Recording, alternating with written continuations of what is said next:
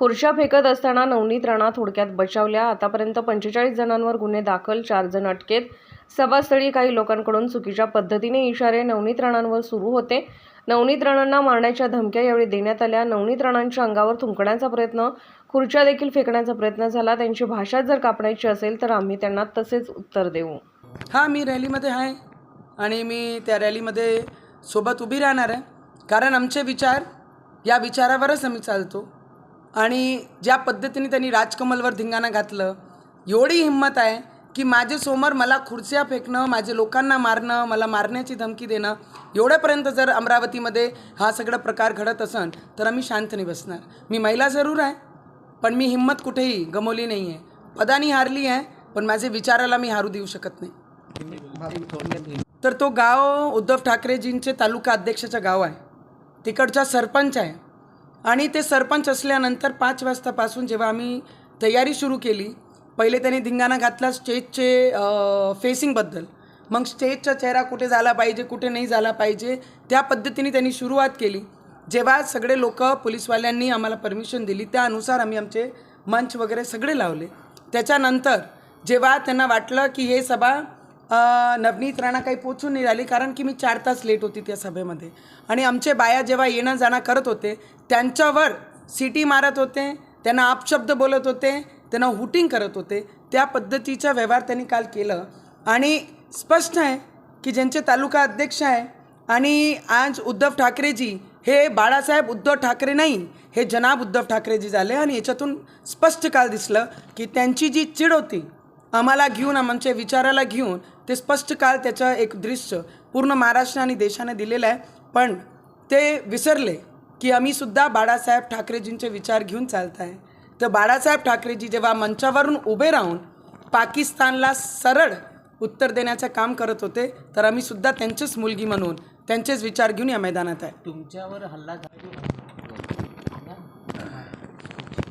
आज जो कल रात में जो तुम पर हमला हुआ है, इसके जिम्मेदार कौन है? क्या मैं आपको इतना ही बता सकती हूँ, बहुत शांति प्रिय से जो हम सभा कर रहे थे, और सभा के दौरान जब मैं भाषण दे रही थी, दूर से ही कई लोगों की हुटिंग शुरू हुई और उन्होंने स्पष्ट ज़ोर ज़ोर से यही कहा, अल्लाहू अकबर के नारे शुरू किए.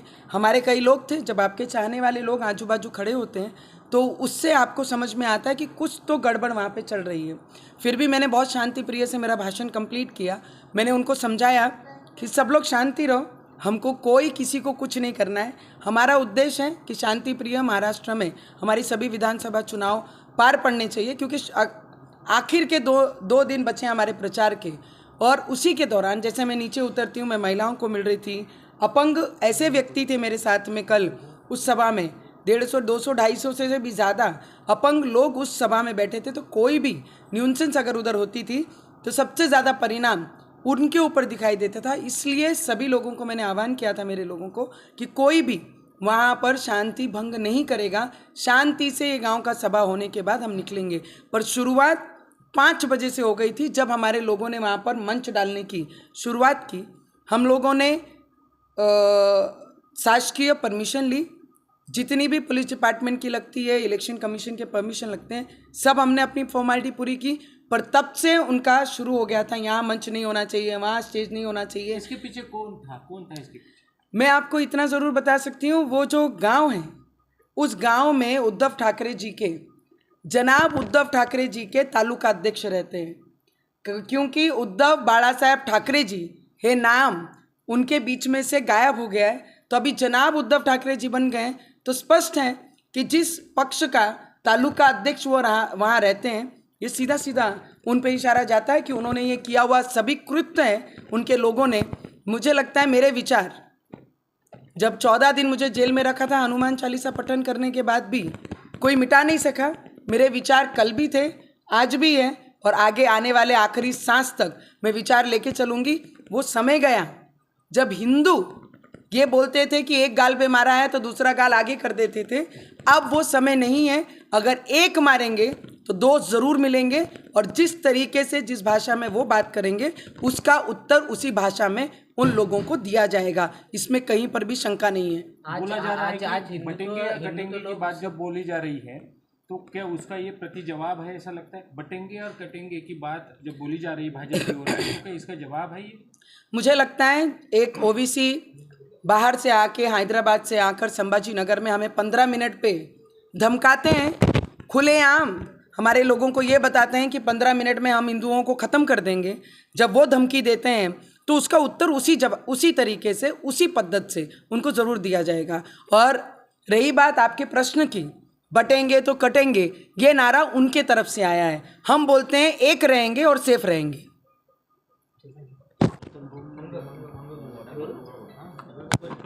काय सांगाल, काल आपल्यावर हल्ला झाला होता सभेमध्ये आणि सभेच्या नंतर तुम्ही तक्रार दिली, 2 जणांना अटक केली, 40 ते 50 जणांवर गुन्हे दाखल झाले आणि तुम्ही इशाराही दिला होता की 10 वाजेपर्यंत जर अटक नाही झाली हल्लेखोरांवर तर दर्यापुरामध्ये सर्व हिंदुत्ववादी संघटना एकत्र येतील. सगळी टीम बाहेर निघाली आहे पोलीसवाल्यांची. रात्री त्यांनी SP साहेबांनी बोलून, ठाणेदार होते आणि जे इलेक्शनमध्ये ज्यांच्यावर जबाबदारी असते ते अधिकारीसुद्धा तिथे होते आणि त्यांनी मला स्पष्ट सांगितलं, मॅडम एकालाही आम्ही सोडणार नाही. आणि ज्यांनी जे रात्री ज्या पद्धतीने केला, शांतिप्रिय, म्हणजे लोकसभामध्ये आम्ही पूर्ण शांतिप्रिय काढलं होतं आणि आत्तासुद्धा शेवटचे 2 दिवसच उरले होते, पण ज्या पद्धतीने ते हुटिंग करत होते, हुटिंग केल्यानंतरसुद्धा मी शांती वापरत होती. कारण माझी सभेमध्ये काल 200 ते 250 लोक अपंग लोक बसले होते आणि ते सगळे माझी भेटी करता आले होते. आणि जेव्हा मी भाषण करत होती लांबवरून ते मला पाहून हुटिंग करत होते. तर एवढा लांब होता अंतर, फक्त एवढंच ऐकू येत होतं कारण एवढे मोठे साऊंडमध्ये अल्लाहू अकबर अल्लाहू अकबर आणि माझे काही लोक तिथे उभे होते आणि ते ऐकत होते आणि ते चुकीच्या शब्दांनी सगळ्या गोष्टी माझ्यावर बोलत होते. तर माझे लोकांनी म्हटलं शांती ठेवा, आम्हाला काहीच कोणासोबत करायचं नाही आहे, शांतीने आम्ही सभा करून निघणार आहे. सभा झाल्यानंतर मी सगळे लोकांना भेटत होती, जसं मी नॉर्मली सगळ्यांना भेटून, मला कार्यक्रम संपल्यानंतरही अर्धा तास लागतात. खाली आली, कॉन्स्टेबल महिला होत्या त्यांच्यासोबत बोलली, मग जे हँडिकॅप लोक होते त्यांच्यासोबत बोलत होती मी, लहान लहान मुलं माझे सभेमध्ये होते त्यांच्या आईसोबत त्यांच्या मुलांसोबत बोलत होती. ते बोलताना सरळ तिथून कि तेरे को मार देंगे, तेरे को काट देंगे, हम अल्लाह के बंदे, हम अल्लाह के लोग हैं, तेरे को दिखाएंगे. मैं बोली शांत रखो भैया, कोई किसी को कुछ गड़बड़ नहीं करनी है, तुम कुछ भी क्रिएशन यहाँ करो मत. बस मी असं बोलणं आणि त्यांनी खुर्च्या उचलणं आणि आमच्या लोकांवर आणि आमच्यावर जोरात जोरात खुर्च्या मारण्यास सुरू केल्या. आणि तेव्हाही सुद्धा मग माझे काही लोक आले आणि त्यांनी मला गाडीमध्ये बसवण्याचा प्रयत्न केला. मग मी पाहिलं की अजय देशमुख सारखे आणि त्या खल्लार गावाचे जे एक कार्यकर्ता ते झोपले होते आणि मी लेट पोचले, मग परत ते उठून आले होते. त्यांना जर मी काल नसती तर या दोन्ही माणसाचा जीव त्या लोकांनी घेतला असता. आणि ज्या पद्धतीने ते तिथे होते त्यांचा पूर्ण व्हिडिओ आहे. आणि मला वाचवताना मला माझ्यावर थुकण्याचा प्रयत्न केला आणि माझे 6 गार्ड जे अंगरक्षक होते त्यांनी तेव्हा वाचवलं. खूप सारे खुर्च्या माझे महिला अंगरक्षकला लागल्या, पुरुषांना लागल्या जे माझे अंगरक्षक होते, जे गार्ड होते. आणि एकावर ते माझ्यावर थुकत होते, तर त्यांनी मला वाचवलं, तर त्यांच्या पूर्ण कपड्यावर त्यांनी थुकले. आणि या सगळे प्रकार जेव्हा झालं तर याच्यातून एकच स्पष्ट होते की देशामध्ये जे व्यक्ती आपले विचारांसाठी लढत आहे, जो विचार आपण घेऊन चालत आहे, ते विचार कोणीही स्पष्ट ठेवलं नाही पाहिजे. पण आम्ही बाबासाहेब आंबेडकरांचे विचारावर चालणारे लोक आहे आणि ते विचार घेऊन संविधानाला मानणारे लोक आहे.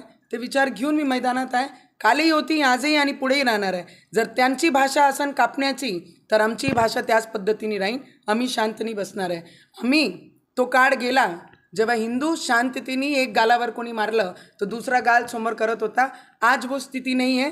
अगर कोई एक गाल पे मारेगा तो 2 ज़रूर खाएगा और इसका उत्तर उसी तरीके से मिलेगा जो तरीका वो बताते हैं. कौन थे वो लोग, क्या किस पर